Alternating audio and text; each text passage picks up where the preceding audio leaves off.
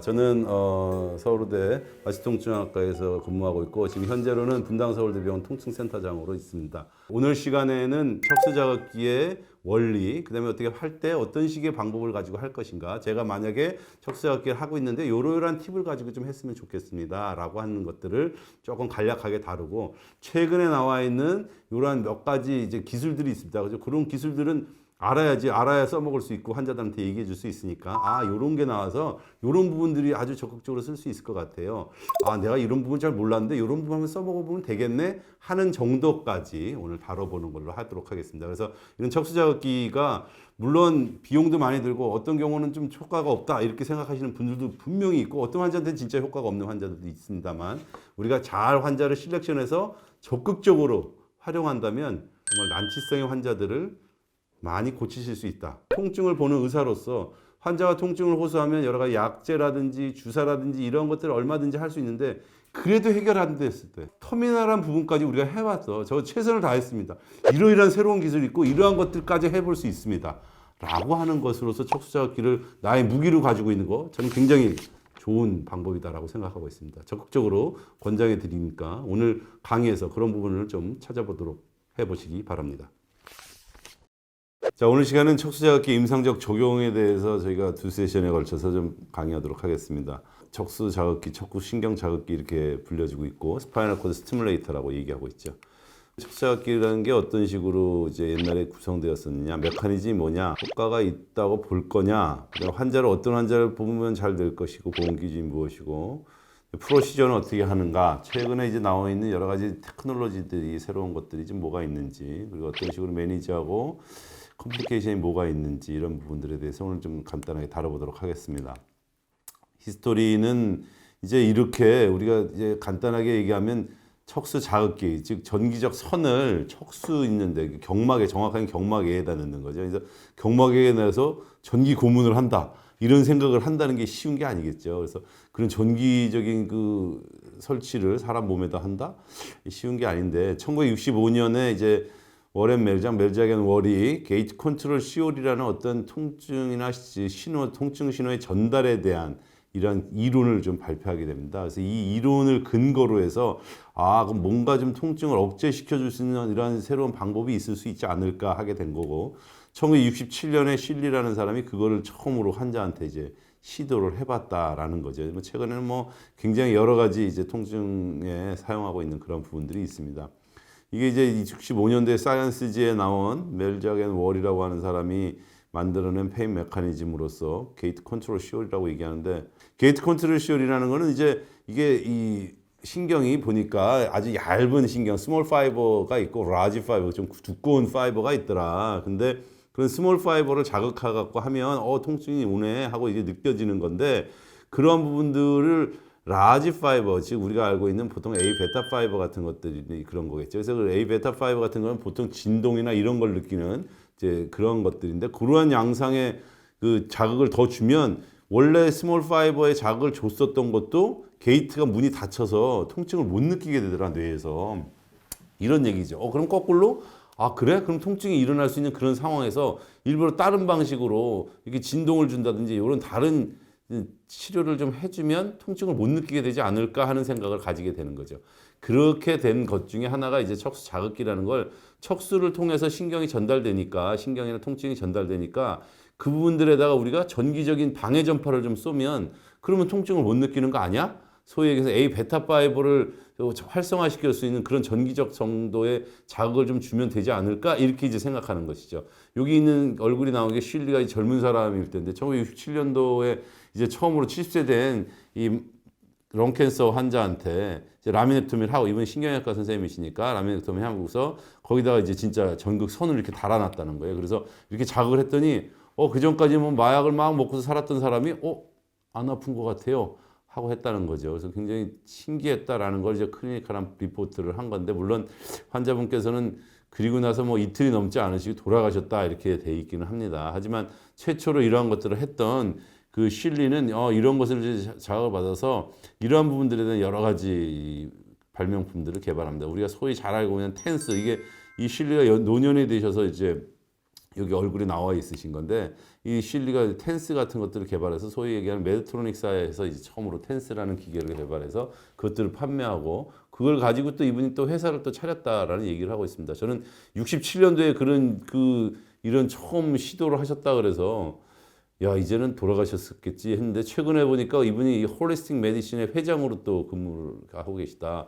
홀리스틱 메디신이 뭐냐? 이게 이 기존에 있는 이런 우리가 가지고 있는 서양학적 그런 관점이 아니라 뭔가 영적이고 여러 가지 것들이 다 한꺼번에 좀 통해져 있는 그러한 새로운 세계를 좀 접하고 계시는 것 같아서 굉장히 고무적이었다라고 생각을 하고 있고 좀 더 더욱더 발전된 뭔가 나오지 않을까 이렇게 생각하고 있습니다.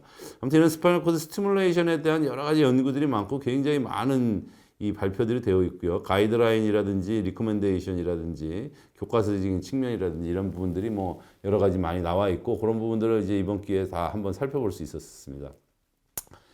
이 인디케이션으로 이제 그런 대부분의 것들에서 나온 것들은 당연히 이제 이게 전기적 신호를 억제시켜 주니까 약간 전기적 신호에 의한 통증, 즉 뉴로패시컬 통증들이 이제 대부분 좀 조절할 수 있는 것 같아요. 그런 것 중에 아주 대표적인 게 이제 컴플렉스 리저널 페인 신드롬 같은 굉장히 여러분들이 잘 아시는 그런 질환들이죠. 그래서 그러한 부분들이라든지 페리페럴 러브가 인저리가 되는데 그 이후에 그 인저리 된 영역을 넘어서서 이 뉴로패시컬 페인이 생긴다든지 이런 부분들이 있을 때 그렇더라라는 겁니다. 근데 또 특이한 것 중에 하나는 이제 유럽 같은 경우에서 굉장히 많이 쓰이고 있다고 하는데 바스큘러 오리지널 페인, 특히나 안자이나 페인 같은 경우에도 이런 스파이널 코드 스티뮬레이터가 아주 적극적으로 쓰이고 있다라고 되어 있습니다. 그래서 인디케이션에 이 안자이나도 포함되어 있다라는 것을 보여주고 있습니다. 이 논란이 되고 있는 많은 논문들을 생산했던 쿠마죠. 쿠마가 이제 11년 때 발표하고 또 19년 때 또 발표하고 22년째 이제 마지막으로 2006년도에 발표를 했습니다. 그래서 22년 동안 자기가 쭉 스파이널 코드 스티뮬레이션 해봤더니 이러이러한 환자들은 좋아지고 어떤 환자들은 별로 안 좋아지는 것 같아요. 이러이러한 환자들은 몇 % 정도 좋아져 이렇게 얘기함으로 인해서 우리가 스파이널 코드 스티뮬레이션이 이런 크로닉한 페인에서 굉장히 효과적이다라는 거를 증명해 줄 수 있다라고 되어 있습니다. 여기 특이한 거는 이 환자들 중에 안자이나가 있었던 환자들은 이 롱텀 릴리프도 거의 100% 효과가 있었다라는 거예요. 그래서 안자이나에 이게 진짜 효과적이구나. 안자이나에 정말 적극적으로 한번 써봐야 되겠구나. 그래서 우리 같은 경우는 이제 전남대 같은 경우에는 안자이나에서 몇 명의 케이스를 발표했었던 경우를 우리가 본 적이 있었습니다. 그래서 효과적이었다라고 하는 것들을 봐서 우리도 좀 고런 환자들 내과 카디올로지 선생님들하고 같이 상의해서 조금 더 그런 부분을 적극적으로 한번 해볼 수 있지 않을까 이렇게 생각을 하고 있습니다. 이 쿠마가 그렇게 논란을 2006년까지 많이 만들었었는데 처음에는 뭐 19년째 발표에서는 효과가 없다 이런 얘기도 한번 했었어요. 근데 이제 22년대째 가서는 이제 확실히 효과적인 것 같아요라고 얘기했는데 2011년에 모여서 이제 모였고 2012년에 이런 논문을 좀 발표하긴 했었습니다. 그래서 정말 이게 CRPS 환자들한테 SCS가 좋으냐? 팩트야? 팩트입니까? 아니, 픽션 아니야? 이런 식의 얘기를 좀 하면서 그 사람들하고 논의해 봤을 때 실질적으로 이게 롱텀하게 효과적이었고 그리고 이제 적극적으로 이 CRPS 환자들이 있으면 초기에 좀 적극적으로 하는 게 훨씬 더 효과적일 것 같아요. 라고 얘기를 하는 것 같습니다. 이 쿠마라는 분이 이제 지금 현재 캐나다에서 일하시고 있는 걸로 알고 있고요. 캐나다 돈 따져보았고, 캐나다 또 보험이 굉장히 빡센 나라이기 때문에 캐나다에서 보니까 보통 일반적으로 약 먹이고 주사 주고 이러한 식의 컨벤셔널한 그런 매니지먼트에 비해서 처음에 초기 비용은 많이 들지만 나중에 가면 확실하게 이게 비용 효과적이다, 코스트 이펙티브하다라는 걸 보여주고 있습니다. 그래서 이런 어떤 환자들이 좀 좋겠냐? 트럭 운전사셨는데 교통사고 나서 그 이후에 다리 무릎 수술했는데 그 다음부터 이렇게 됐다는 거예요. 무릎 수술이 잘못됐냐? 무릎은 잘못된 게 없었어요. 근데 발이 보니까 정말 색깔도 이상하고 이 자체로만도 이상한데 끊임없이 아픕니다. 끊임없이. 그래서 될 수도 없고 이거 재활을 하자고 얘기할 수도 없고 약을 먹어도 안 되고 마약도 굉장히 많이 먹었었죠. 그래서 이제 이러한 것들이 소위 얘기하는 컴플렉스 리저널 페인 신드롬이라고 하는 그러한 질환들인데 이 환자 아무리 해도 치료가 안 됐었습니다. 그래서 한 1년, 2년 끌다가 그러면 우리 척수자극기를 한번 심어봅시다 라고 해서 척수자극기를 한번 심었죠. 그래서 이제 이 T10, T11 쪽에 레프트 쪽으로 약간 데비에이션 시켜서 스파이널 코드 스티뮬레이션을 시켰었습니다. 그래서 자극을 했어요. 좋답니다. 그래서 그래요. 그러면 좀 영구적으로 심읍시다. 그래서 영구적으로 심어서 봤습니다. 3개월 있다가 이 환자가 그 환자였는지 헷갈릴 정도로 이렇게 좋아지고 그건 이제 재활을 못했었던 환자여서 재활을 하려면 이게 이런 오소시스를 했었어야 되는데 브레이스를 할 수가 없었었는데 브레이스하고 지금 열심히 재활 운동하고 있습니다. 라고 했었죠. 너무 기뻤죠. 물론 이 환자 지금까지도 저한테 다니고 있습니다. 다시 교통사고 한 번 더 났고 또 더 아파지고 뭐 이런 여러 가지 과정을 겪었습니다만 아무튼 척수자기가 가지고 있는 굉장히 놀라운 효과가 아니냐 이렇게 이제 생각을 하는 겁니다. 그래서 조금 더 적극적으로 빨리 해줬었으면 어땠었을까 이런 아쉬움도 남습니다. 그럼 어떤 식으로 했길래 지금 도대체 저렇게 통증이 이게 좋아진 거야? 아까 말씀드린 것처럼 1차적으로는 게이트 컨트롤 시오리로서 이게 A 델타나 C 파이버 같은 작은 파이버를 자극해서 통증이 막 올라오는 거를 A 베타 파이버 같은 큰 파이버들을 자극함으로 인해서 그것에 의해서 파라세제가 유발되고 그것에 의해서 통증을 억제시켜준다, 블로킹 시켜준다. 소위 얘기해서 스피노살라믹 트랙을 타고서 올라가는 그런 트랜스미션 되는 부분들을 블로킹해 준다라고 생각할 수 있습니다. 그거 말고도 스파이널 페인, 그러니까 스파이널 계열 범위를 넘어서서 뇌나 이러한 부분에서 조절해 줄 수 있는 그러한 영향들을 좀 해주는 것 같더라. 좀 동물 실험들 쭉 해봤더니 통증을 유발하고 있는 뉴로 트랜스미터라든지 이런 것들이 분비되어지는 것들을 조금 일정 정도 활성화시키거나 아니면 좀 억제시키거나 이런 역할들을 좀 해주는 것 같아요. 그다음에 와이드 다이나믹 레인지라고 하는 우리가 이제 만성 통증으로 가려면 이런 식으로 가서 그 부분들이 과활성화되고 과민해지는 양상이었는데 그런 부분들을 얘가 좀 잡아주는 것 같더라.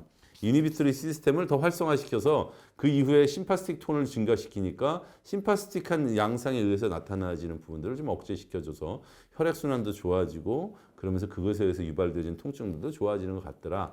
뉴로 인플라메이션한 페인들을 레귤레이션 시키는 것 같아요. 굉장히 다양하죠. 잘 모른다는 얘기죠. 아직까지도 정확하게 이 스파이널 코드 스티뮬레이터가 척수에서 어떠한 역할을 핵심적으로 해서 이 통증을 잡아주는 것인지에서는 아직은 명확하지는 않지만 이러한 것이 아닐까라고 이제 판단을 한다는 거죠. 그래서 이 척수 자극기를 해서 뭐 아직까지도 계속 연구를 많이 하고 있습니다. 그래서 척수 자극을 했더니 당연히 그것에 대한 자극에서 통증이 전달되어지는 서브스탄스 젤라티노자에 이에 영향을 줘서 그것에 의해서 그걸 억제시키니까 A델타 C5에 대한 통증이 억제돼요. 아니에요. 그게 세팔라드로 올라가서 슈프라스파이널 쪽으로 넘어가서 그쪽에 있는 이니비테리 시스템을 강화시켜서 그게 거꾸로 다시 내려오면서 억제시키는 그런 역할들을 해줘요. 뭐 이런 얘기들이 좀 있다는 거죠. 그래서 게이트 컨트롤 시어리는 그런 얇은 작은 스몰 파이버들에 대한 자극들을 A 베타 파이버 같은 큰 파이버들에 의한 자극을 통해서 게이트 컨트롤, 게이트가 다쳤다는 거죠. 게이트가 다쳐서 통증을 느끼지 못하게 만든다. 방해 전파를 쏜다. 그래서 제가 환자들한테 얘기할 때는 우리 전기적으로 이 전기장을 만들어서 그걸 통해서 통증이 올라가는 그 부분을 이제 막아주는 방해 전파를 써서 통증을 못 느끼게 해주는 그러한 역할들을 좀 해주는 겁니다. 스프라스파이널하게는 그 페인을 모듈레이션하는 여러 가지 단계, 이러한 단계들 속에서 뇌에서 호르몬적인 부분들이라든지 통증을 억제시켜주는 그러한 오피오이드 계통에 대한 부분들이라든지 이런 것들을 활성화시킴으로 인해서 통증을 억제시키는 것과 같습니다. 라는 것이고요. 뉴로트랜스미터 같은 것들, 소위 해서 가바 같은 것들이 자꾸 분비되게 되는 경향이 있더라. 동물 실험했더니 실질적으로 가바의 혈중 농도가 높아지더라. 그러니까 이 통증을 좀 덜 느끼게 되는구나. 통증이 전달되어지는 부분들이 억제되는구나. 그래서 통증을 유발시키는 소위 해서 익사이토리 아미노 액시드 같은 그 분비들이 조금 다시 재배치되는 경향이 있더라. 이러한 얘기들을 좀 하는 거죠. 그런 양상이 좀 되니까 소위 얘기해서 우리가 만성 통증으로 돼서 이제 더 이상 이게 하나의 어떤 통증의 범위를 새로운 통증의 범위로 넘어가는 그런 WDR 인터뉴런 스페이스 자체에 대한 뉴런들에 대한 과민성 이것 자체도 좀 억제시켜 주는 것 같더라라는 얘기들을 좀 하고 있습니다.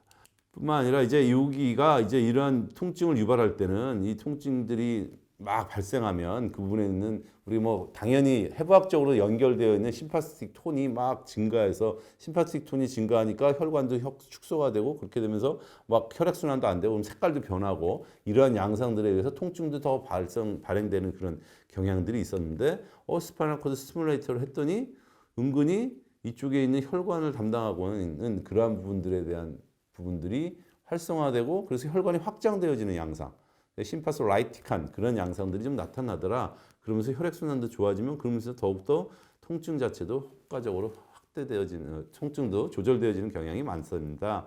라고 하는 것입니다. 뿐만 아니라 아까도 말씀드렸던 것처럼 안자이나 같은 혈관이 이제 심혈관이 갑자기 수축돼서 나타나는 그런 통증들에도 효과적이니까 척수자극기를 심어놓으면 안자이나 통증들을 훨씬 더 잘 조절할 수가 있더라. 이러한 부분들로 쓰일 수 있다는 거죠.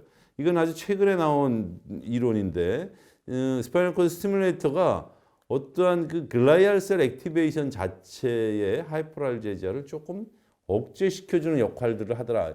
지금 이제 글라이알 셀에 대한 이제 관심들이 요새 굉장히 많아졌습니다. 이제 글라이알 셀이라는 게 뭐 우리가 알고 있는 것처럼 이 뭐 아스트로사이트라든지 올리고덴드로사이트라든지 이런 것들의 셀들이 브레인하고 스파이널 코드에 굉장히 많이 이제 존재하고 있는데 얘네들이 뭔가 뉴로 인플라메이토리한 이펙트들을 유발하는 그런 경향들이 좀 있더라. 그러니까 마이크로글라이알이라든지 아스트로사이트 같은 것들이 통증을 조금 더 확대시키고 유발시켜지고 지속시키게 하는데 어떤 역할을 좀 하는 것 같아요. 그래서 얘네들을 좀 억제시켜주면 통증이 더 장기화되거나 내는 통증이 생겼던 것들을 좀 억제시켜주는 부분들이 있는 것 같아요 하는 것들이 최근에 자꾸 많이 이제 개발이 돼서 이 척수 자극기도 이러한 글라이알 셀들에 대한 역할들을 좀 하고 있는 것 같아요. 그래서 이제 나중에 보면 새로운 기술 중에 이런 글라이알 셀들을 좀 자극해서 좀 더 통증을 더 억제시켜주는 그런 방법들이 자꾸 최근에 또 좀 개발되고 있다. 이런 부분들이 좀 있는 것 같습니다. 그래서 이러한 이론들을 가지고 요러한 것 때문에 환자분한테 해줄 수 있을 것 같습니다라고 이제 간단하게 너무 복잡하지 않게 말씀을 드리겠죠. 그다음에 이제 그럼 어떤 환자들을 하는 게 가장 좋은가?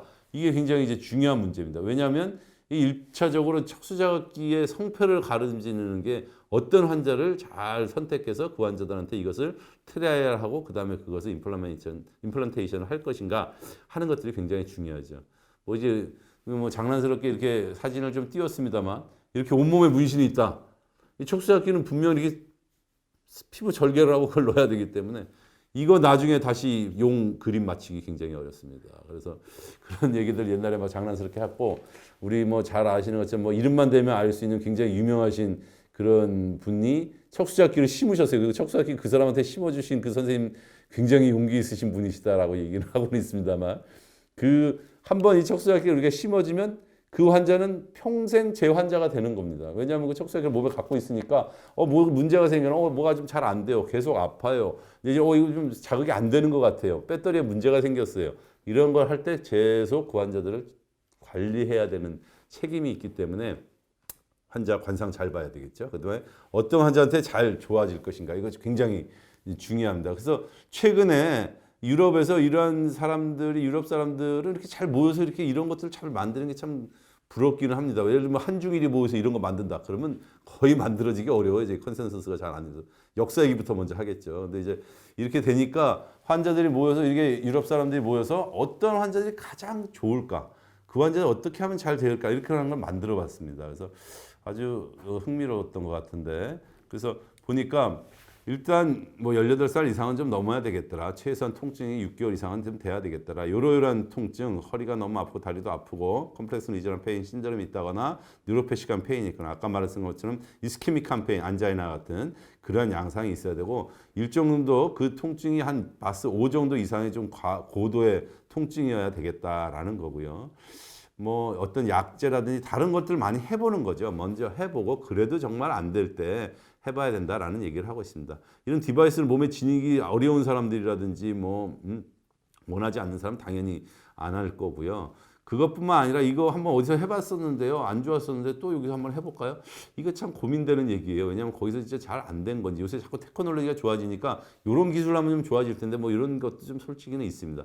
임신한 경우 안 되죠. 근데 어떤 사람들은 임신하기 위해서 척수자극기를 심는 경우도 있었고 저도 임신을 위해서 척수자극기를 심어주는 환자들도 있었습니다. 그래서 너무 통증이 있어서 척수자극기를 하지 않고서는 약을 먹을 수 없으니까 이걸 통해서 임신을 유지하거나 임신을 가지기 위해서는 나는 척수자극기를 하고 싶어요 라고 하는 경우에 꼭 이게 이 익스클루전 크라이테리아로 갈 것이냐 좀 의문이 좀 있습니다. 아무튼 스파인 인펙션, 코아귤레이션 디스오더 뭐 당연히 안 되겠죠. 그런 거는. 그래서 사이콜로지컬 문제 당연히 이제 우리가 잘 생각해야 되고 약물의 남용이나 이런 게 있었으면 안 되겠다. 그다음에 조금 이게 척수자극기가 뭐 어디저기 여기저기 막 아프면 이것도 자극하고 저것도 자극하고 이렇게 될 수가 없는 거죠. 척수에 있는 부분에 자기가 담당하고 있는 영역이 있는 거니까 그 영역을 해주는 거니까 전체적인 통증 자체를 다 잡아줄 수는 없는 거다. 그런 부분을 명확히 해주고 있습니다. 그래서 여기선 이렇게 했어요. 그래서 사람들한테 다 해갖고 일전에 수술했던 환자들을 가지고 지전에 수술한 적이 있느냐, 있었다, 없었다. 있었던 환자들한테는 다리 쪽에 통증이 있느냐, 있었으면 몇 점. 이 사람들은 확실히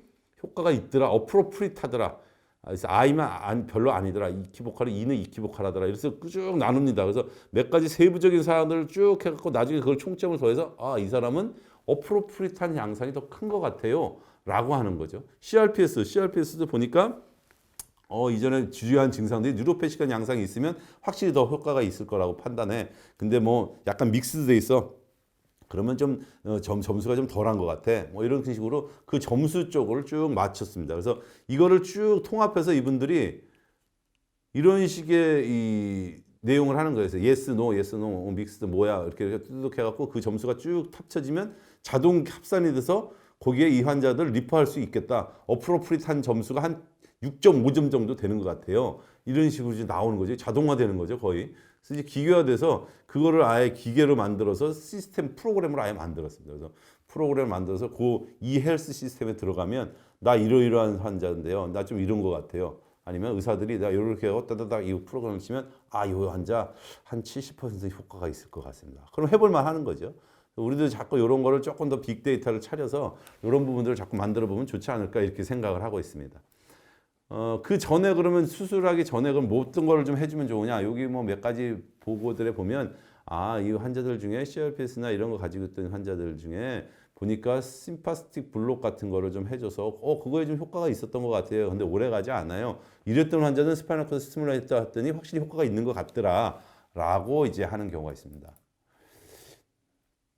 또 하나는 이제 이 어떤 환자들은 안 좋아지냐. 우리나라에서 신경외과 선생님들에게 한번 이렇게 논문을 내셔서 하셨었는데 이제 뭐 보니까 뭐 큰 얘기는 없고 그래서 척수 이제 수술하셨던 분들 중에 알고 봤더니 이게 수술 자체 후에도 계속 이유 없이 그렇게 아픈 게 아니라 뭔가 이유가 있었다. 그럼 그거를 해결해야지 척수자극계 한다고 해결되지는 않겠죠. 그런 거 말고 또 아네스제 돌로로자 같이 그 부분이 완전히 마취된 것처럼 아예 감각이 없는 그런 경우에는 이게 자극을 줘도 자극을 느끼지도 못하고 이것 때문에 아픈 게 나아지는 것 같다고 느끼지도 못하고 좀 이런 경우들도 좀 있는 것 같더라.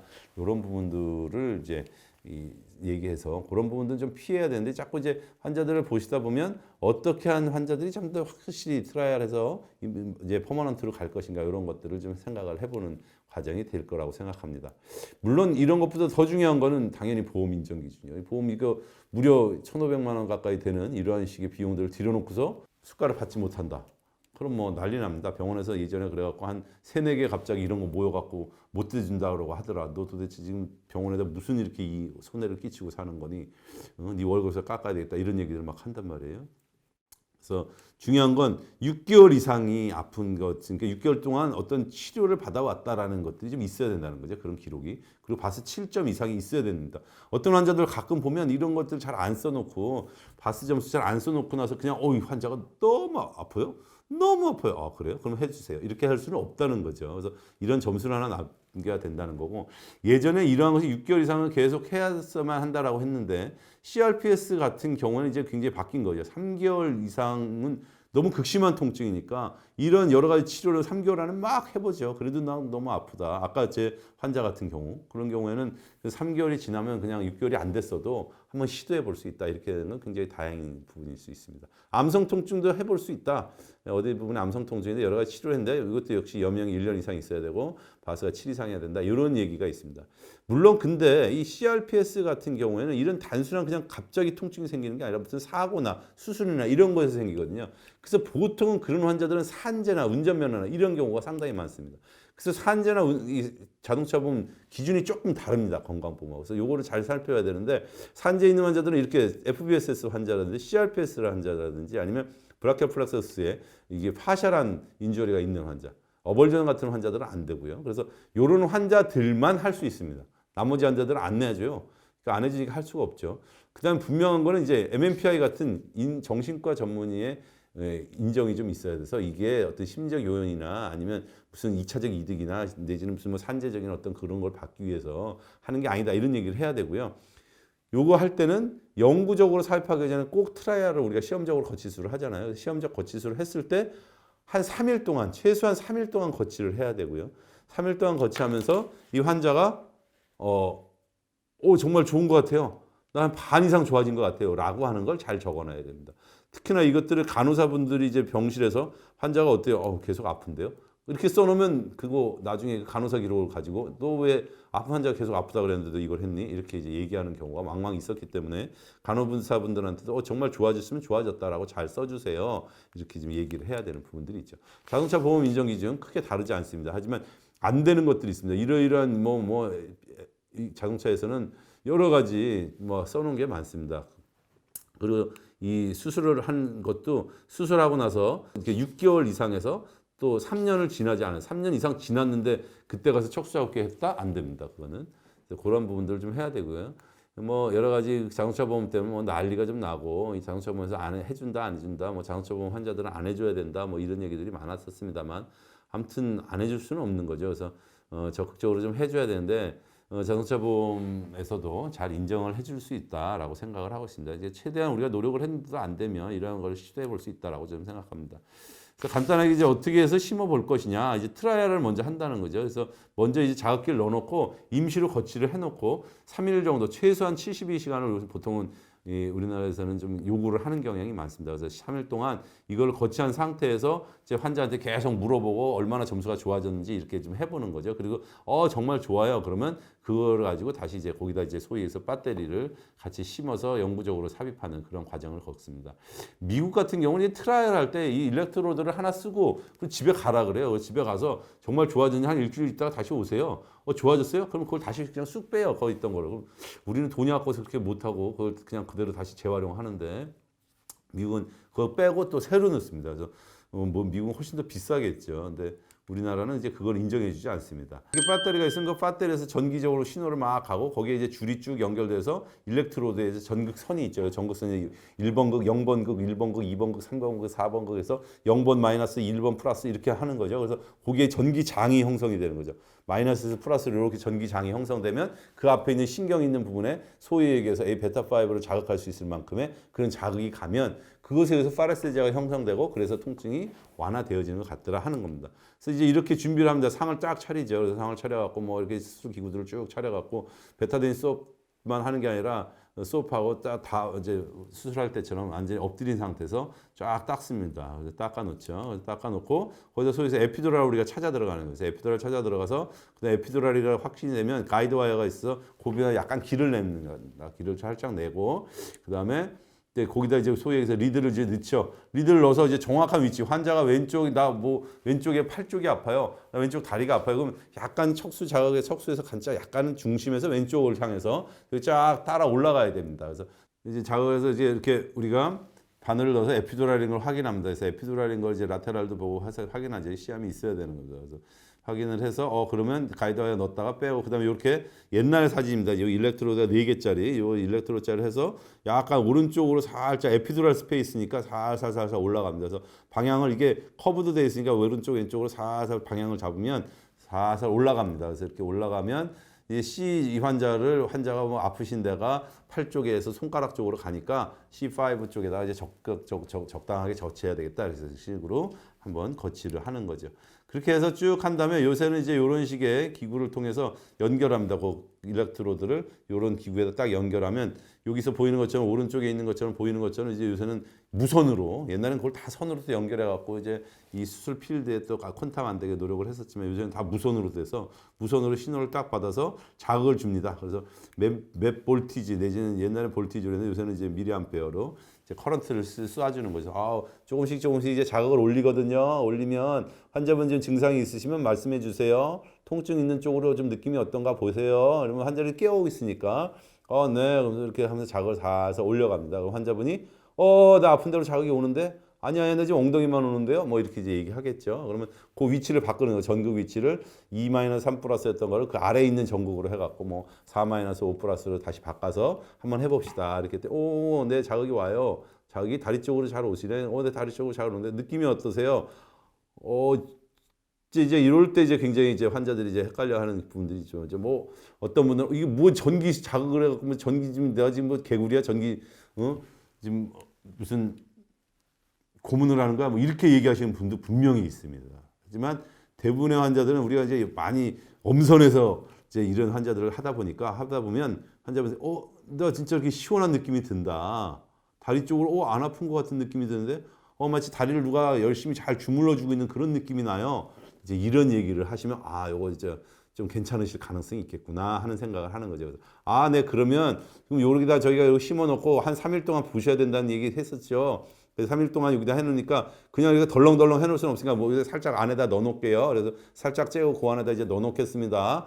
해갖고 이제 앵커링을 하는 거죠. 그래서 앵커링도 옛날에는 거기다가 막 그냥 어떻게든 그 시들밥을 해갖고 어떻게 꽁꽁꽁꽁 묶어놓고 그랬었는데 요새는 이런 앵커하는 그 뭐 총같이 생긴 것들이 하나 개발돼서 아주 간단하게 이렇게 앵커링을 할 수 있습니다. 그래서 거기다 살짝 이제 파샤에다가 이제 꼬매 놓는 거죠. 그래서 꼬매 놓고 이제 라인이 나와 있으면 그거를 잘 돌돌돌 말아 갖고 몸속에다 이렇게 살짝 넣어 놓고 옆에다 이렇게 연결을 좀 해 놓습니다. 그래서 그렇게 해 놓고 이제 3일 동안 거기 이제 콘탐 안 되게 하고서 열심히 하는 거죠. 그래서 여기 커넥션에다 이렇게 해 갖고 하는 거죠.